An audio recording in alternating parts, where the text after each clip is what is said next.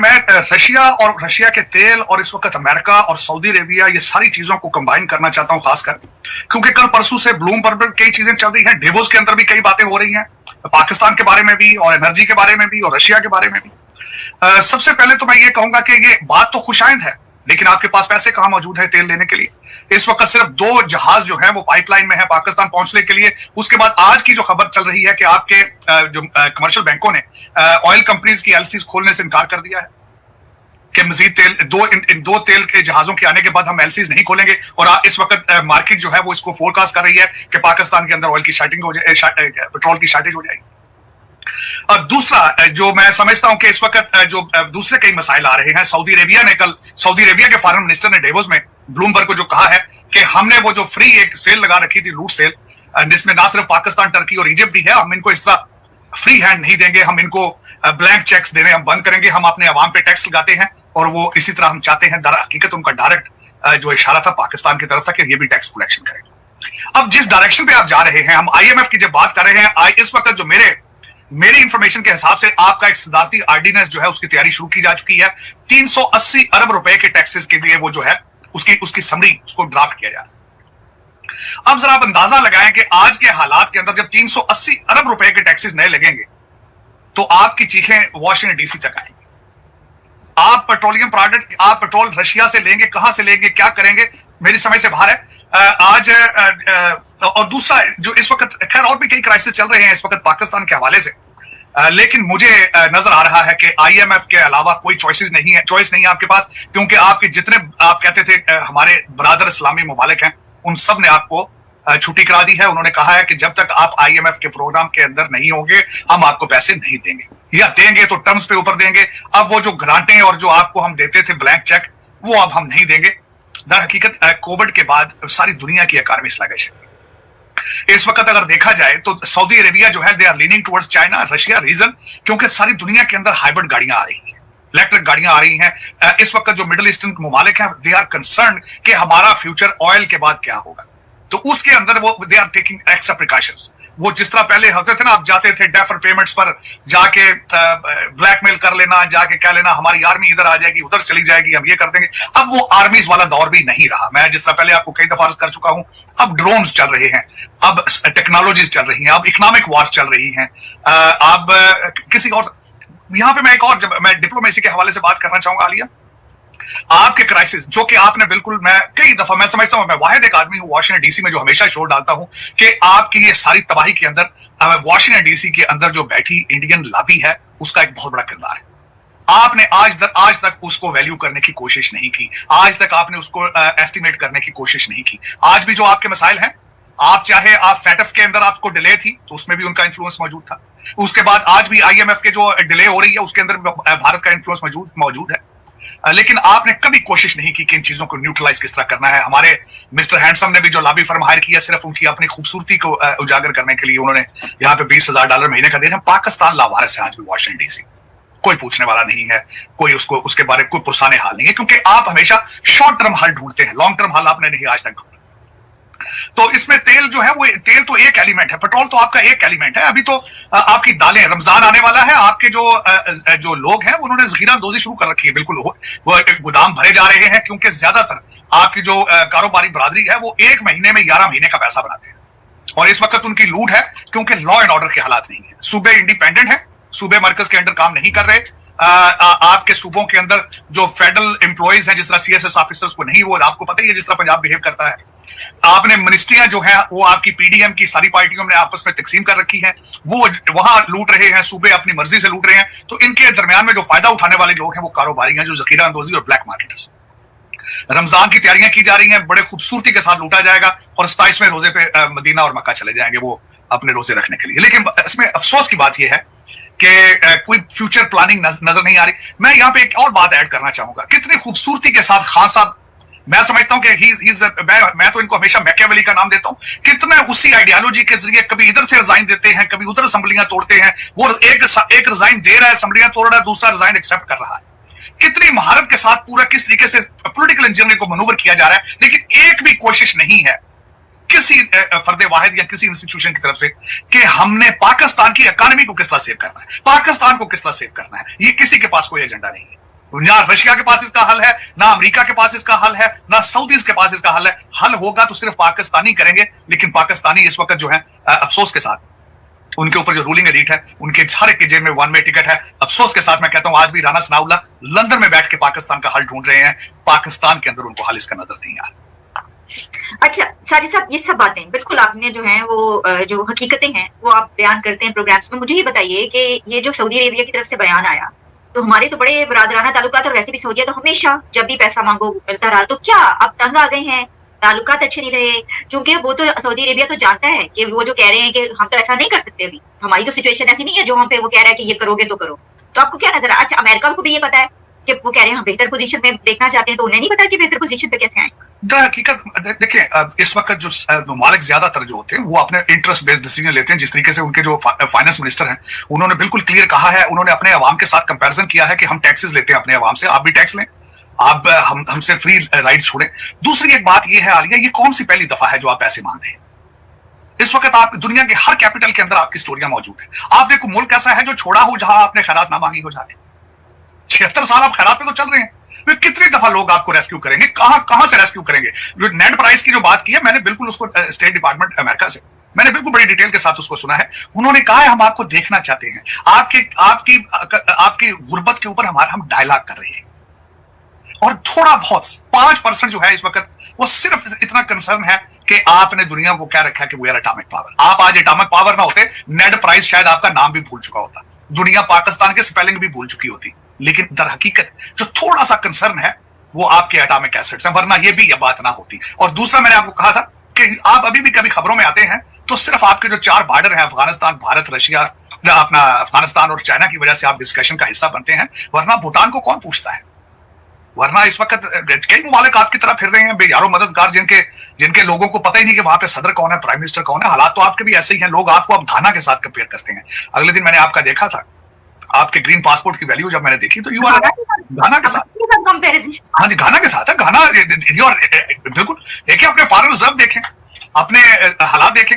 मैं कल परसों मैंने आजकल एक सर्वे शुरू कर रखा है कि मैं अपने कई अमेरिकन दोस्तों से पूछ रहा हूँ आजकल कि पाकिस्तान का जब नाम आता है तो आपके ज़हन में क्या चीजें आती हैं। I will definitely share the survey with you, लेकिन उसमें कोई अच्छी बातें नहीं है। नंबर पहले पे दहशतगर्दी है, दूसरा फ्रॉड है, तीसरा इस तरह की चीजें हैं। मैंने कुछ क्वेश्चनर एक बना रखा है तो आजकल आई एम आस्किंग एवरीबॉडी। लेकिन अफसोस की बात है कि जिस तरीके से खूबसूरती, देखिए लंदन में मशवरे हो रहे हैं आपके हुकूमत के लिए, खास आप किस तरीके से मनूवर कर रहे हैं पॉलिटिकल इंजीनियरिंग, कभी इधर से कभी उधर से, लेकिन कभी काश ये लोग पाकिस्तान को बचाने के लिए भी ऐसी एफर्ट करते। कितनी खूबसूरती के साथ सारा दिन मुशावरत होती है, सारा दिन आपकी एस्टेब्लिशमेंट है, आपकी एजेंसियां हैं, टेप गाले, फोन कॉलें रिकॉर्ड हो रही हैं, लंदन जा रहे हैं, उड़ के जा रहे हैं, यहां जा रहे हैं, जिनेवा में कितनी खूबसूरत प्रेजेंटेशन है, इमरान खान की फोटो लगा के मांगने वाले और हैं दूसरे ग्रुप। काश ये इतना अगर कोशिश करते कि पाकिस्तान की एक्सपोर्ट किस तरह बढ़ानी है। मैं गारंटी करता हूं जितनी एफर्ट ये इस चीज पे कर रहे हैं अब तक पाकिस्तान मिनी सुपर पावर बन चुका होता। लेकिन दुख की बात है कि ये जितने सौदेबाज फिर रहे हैं, जितने सौदागर फिर रहे हैं जिनकी मैंने जिक्र किया है, ये सारे के सारे वन वे टिकट लेकर बैठे हैं। सब के सब जो है लंदन बेस्ड हैं, वॉशिंगटन डीसी, ये सारे टोरंटो बेस्ड हैं और सारे न्यूयॉर्क बेस्ड हैं, इनमें पाकिस्तानी एक भी नहीं है। अच्छा साजिद साहब, ये जो आप कह रहे हैं मतलब गरीबों की तो आपने हालात देखी ना, कि वो वीडियोस आपने भी देखी हो? नहीं, मैं 2 वीडियो की बात आज करना चाहता हूं, बल्कि मैं इस चीज में 3 चीजों के विषय से शुरू करना चाहूंगा। आलिया, जब मैं पंजाब यूनिवर्सिटी में पढ़ता था तो मैं 1985 की बात है, तो मैंने एक दिन अपने कमरे में मैंने इंसानियत की तजलील देखी कि मैंने masters in math, silver medal एक लड़का था हाफजाबाद से, और उसको लेक्चरशिप की जॉब नहीं मिली। वो इंटरव्यू के बाद वापस आया क्योंकि सिफारिशें थी, तो सिफारिश उस वक्त इम्तिहान नहीं होता था, सिर्फ इंटरव्यू होता था। तो वो कमरे में आके रोया, वो चीखा। उसका बाप प्राइमरी स्कूल का हेड मास्टर था, तो वो रोया। जब चीखा तो हम सब लड़के रोए उसके साथ मिलकर कि सिल्वर मेडल है उसके पास मैथ का और उसको एक लेक्चरशिप की जॉब नहीं। तो मैंने 1985 में ये प्रेडिक्ट करता था कि यही पढ़े लिखे लोग यही मेडल अपने हाथों में लेकर इनकलाब लाएंगे। लेकिन आप पस्तियों के नए से नए स्टैंडर्ड जो है उनको टच करते जा रहे हैं, इनकलाब नहीं आया। आज क्या मैं जो 2 वीडियो शेयर करना चाह रहा था वो वीडियो ये है। हर पाकिस्तानी इस वक्त देख रहा है कि एक शादी हो रही है, वहां पे जो लड़की का बाप है वो सोने के सिक्के निछावर कर रहा है अपनी लड़की के ऊपर से, लड़की की मां भी सोने के सिक्के फेंक रही है। हालांकि इस वक्त मैंने देखा कि ये हमारे इलाके में पंजाब के अंदर मैंने हेलीकॉप्टरों से लोगों को डॉलर और यूरो फेंकते देखा, हेलीकॉप्टर से। अब उसके बाद दूसरी तरफ तजलील है कि कल लाहौर में एक दाल बेचने वाला, उसने हाथ में प्लास्टिक का बैग था, तो किसी अमीर आदमी की गाड़ी को शायद उसका हाथ लग गया या कुछ हो गया है, उसने निकल के सारे बाजार, उसकी सारी पूंजी, सारी प्रॉपर्टी, सारी जिसको बेच के उसने शाम को खाना अपने बीवी बच्चों को खिलाना था, उसने सारे मजमे के सामने उसको दरख्तों पर जमीन पर फेंक दिया। दर हकीकत मैं हमेशा यह कहता हूं कि जब डिस्ट्रीब्यूशन ऑफ वेल्थ इस तरह होती है तो लोग निकलते हैं बाहर। पता नहीं क्या बात है कि पाकिस्तान पस्तियों के एक्सट्रीम पे टच कर रहा है। लोग पैदल चल चल के इस्तांबुल जाके मजदूरियां कर रहे हैं, लोग पैदल चल चल के जाके ईस्टर्न यूरोप में मजदूरियां कर रहे हैं। इस्तांबुल से जो भी कश्ती चलती है इटली की तरफ जाने के लिए, इलीगल लोगों की, ग्रीस, उसमें 70% पाकिस्तानी होते हैं, जिनको बड़ी खूबसूरती से मिस्टर हैंडसम कहते हैं कि ये हमारे रेमिटेंस भेजने वाले हैं, ये इस पीटीआई को सपोर्टर हैं, ये पीटीआई को पैसे भेज रहे हैं। वो बेचारे मजदूरी भूख से जा रहे हैं। दूसरी एक बात करना चाहूंगा, कल परसों मेरी नजर से गुजरा है, मेरा ख्याल पाइड का सर्वे था कि पोस्ट ग्रेजुएट डिग्रीज की एवरेज तनख्वाह 37,000 रुपया महीने की। इस वक्त हालात पाकिस्तान के ये हैं कि रूरल एरिया के अंदर 2 वक्त का खाना लग्जरी है, लेकिन अर्बन एरिया के अंदर ये हालात है कि दूध वाले को पैसे दें तो बिजली कट जाती है, बिजली का बिल देते हैं तो बच्चे की ट्यूशन फीस नहीं जाती, बच्चे की ट्यूशन फीस जाती है तो मां की दवाई नहीं मिलती।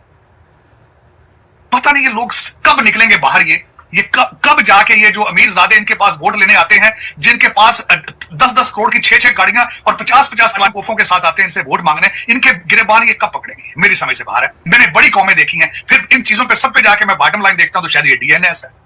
अब मैं डीएनए के साथ जब हिस्ट्री पढ़ता हूं तो 2 चीजें और खतरनाक सामने नजर आ जाती हैं। जब हिस्ट्री में जाता हूं, चंद गोरे आए थे, चंद सैकड़े, और करोड़ों और अरबों का कंट्री के ऊपर वो रूल करते रहे सैकड़ों सालों से।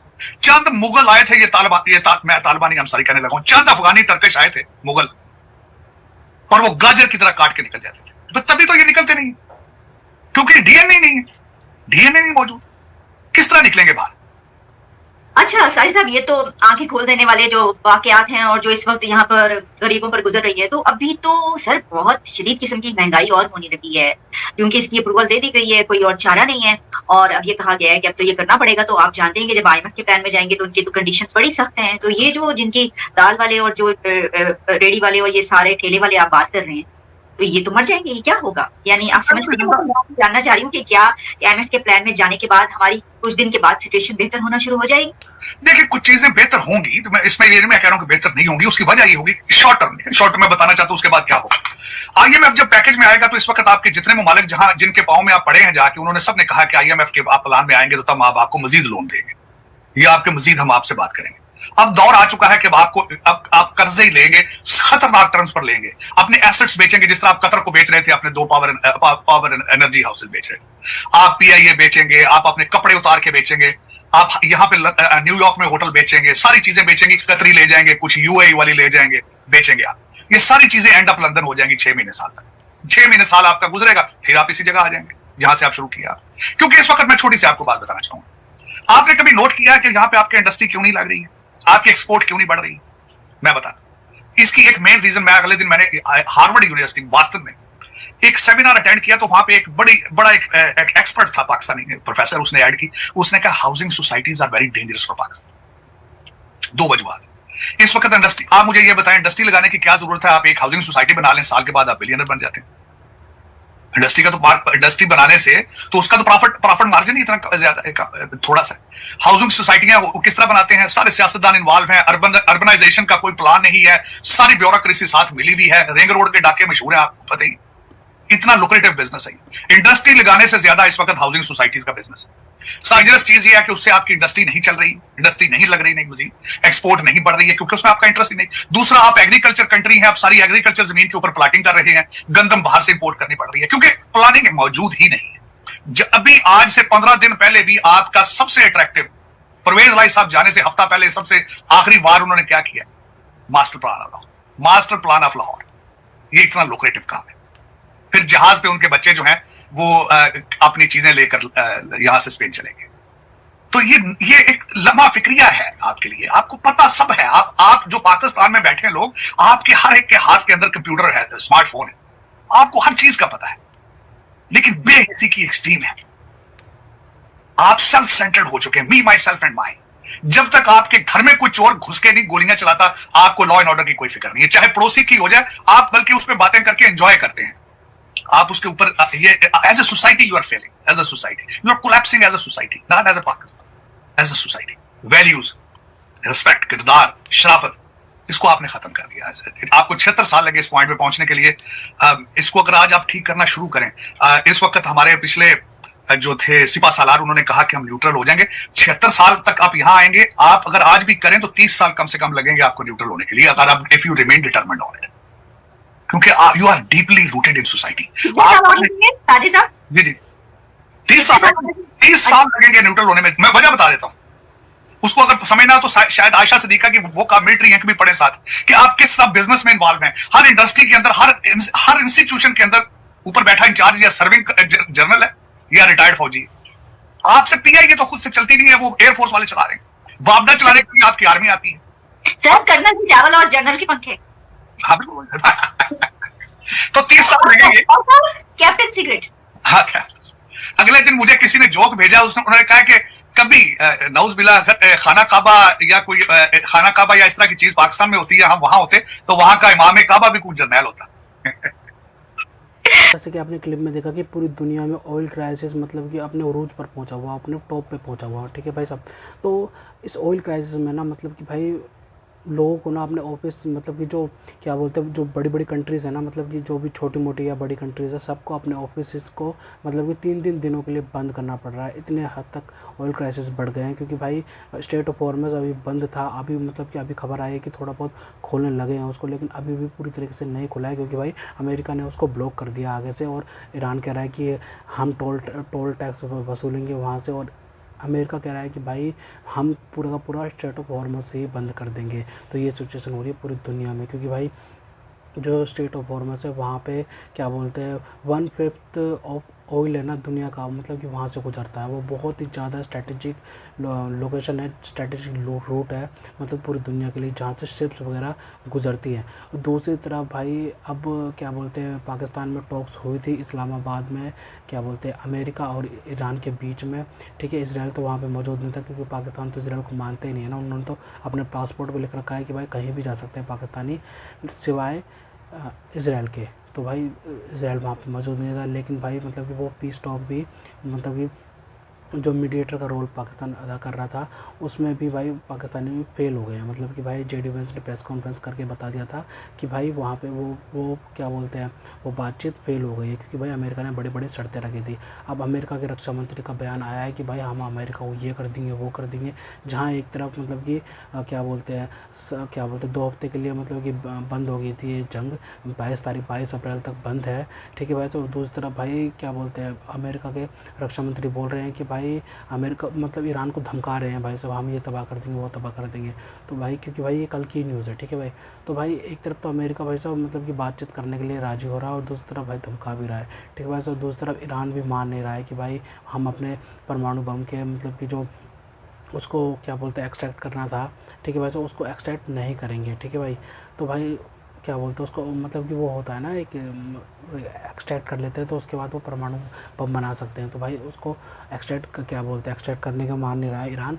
तो अमेरिका कह रहा है कि भाई मतलब कि भाई तुम्हें तत्काल रूप से बंद करना पड़ेगा, और स्टेट ऑफ हॉर्मज़ से तुम अपना कब्जा हटाओगे, ठीक है भाई साहब, वो मतलब शिप्स को निकलने दोगे, तब जाके ये बातचीत होगी पूरी की पूरी तरीके से, ठीक है भाई साहब। दूसरी तरफ पाकिस्तान में जो ऑयल क्राइसिस हो गए हैं ना भाई, मतलब कि उसकी वजह से पूरे पाकिस्तान में मतलब चीखें निकल रही हैं मतलब कि पाकिस्तानियों की, भाई मतलब कि ये पाकिस्तान में होने के जा रहा है। क्योंकि भाई मतलब कि कोरोना के टाइम पे भी हमने देखा था पाकिस्तानियों की चीखें निकल गई थी भाई, मतलब कि क्वारंटीन में रहना पड़ रहा था बहुत लोगों को, और मतलब कि इंडस्ट्री वगैरह सब ठप हो गई थी पाकिस्तान के अंदर। मतलब कि कुछ छोटी मोटी इंडस्ट्री वगैरह तो थी जो पाकिस्तान में, शुगर मिल वगैरह वो सब बंद हो गई थी भाई, ठीक है। और मतलब कि भाई वो तो हमें पता ही है कि भाई पाकिस्तान की मिलिट्री वगैरह बिजनेस करती है, मतलब कि भाई उनके भी पिज़्ज़ा फ्रेंचाइज़ है, जो पाकिस्तान का पहले का क्या बोलते हैं फॉर्मर चीफ क्या बोलते हैं आर्मी चीफ था बाजवा, वो कमर जावेद बाजवा, उसकी तो भाई सब पिज़्ज़ा फैक्ट्री बना रखी थी भाई, कितनी सारी पिज़्ज़ा फैक्ट्रीज बना रखी थी उस बंदे ने।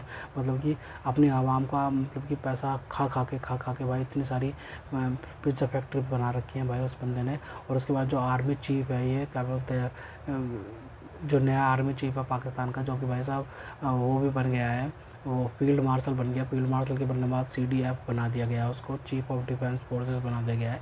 तो भाई उसके भी कितने बिजनेसेस चल रहे हैं ना, वो आपको नहीं पता भाई, बहुत सारे बिजनेसेस चल रहे हैं उस बंदे के, ठीक है भाई साहब। और वो अब इस वक्त भाई ईरान में बैठा पड़ा है, ठीक है भाई साहब। मतलब कि भाई ईरान को दिलासा देने के लिए कि भाई देखो अब तुम सऊदी अरेबिया पे हमला नहीं करोगे, क्योंकि भाई सऊदी अरेबिया का प्रेशर होगा ना भाई पाकिस्तान पे कि भाई जाके ईरान से बातचीत करो कि क्या है, नहीं तो हमारी मदद करने के लिए आओ। पाकिस्तान मदद तो कर नहीं सकता भाई, क्योंकि भाई अगर भाई साहब पाकिस्तान इस जंग में कूदा तो भाई अमेरिका तो निकल जाएगा, लेकिन पाकिस्तान की ठुकाई हमेशा चलती रहेगी फिर, ठीक है भाई।